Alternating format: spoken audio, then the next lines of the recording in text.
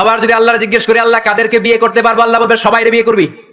বাংলাদেশের নারীরা বিয়ে করা হালাল, পাকিস্তানের মেয়েদেরকে বিয়ে করা হালাল, সৌদি আরবের নারীদেরকে বিয়ে করা হালাল, এই বাংলাদেশের সিলেটের মেয়েদেরকে বিয়ে করা হালাল, ঢাকার মেয়েদেরকে বিয়ে করা হালাল, চট্টগ্রামের মেয়েদেরকে বিয়ে করা হালাল। হালালের কোনো শেষ নাই, সুবহানাল্লাহ পড়েন।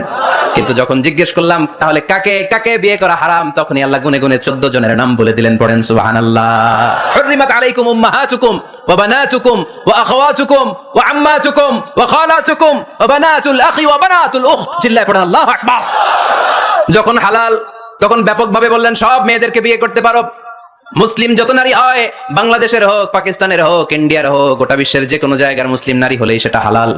কিন্তু হারাম কোনটা যখন জিজ্ঞেস করলাম, গুনে গুনে বললেন মাকে বিয়ে করা হারাম, নিজের কন্যাকে বিয়ে করা হারাম, বোনকে বিয়ে করা হারাম, ফুফিকে বিয়ে করা হারাম, খালাকে বিয়ে করা হারাম, ভাতিজিকে বিয়ে করা হারাম, নিজের ভাগ্নিকে বিয়ে করা হারাম।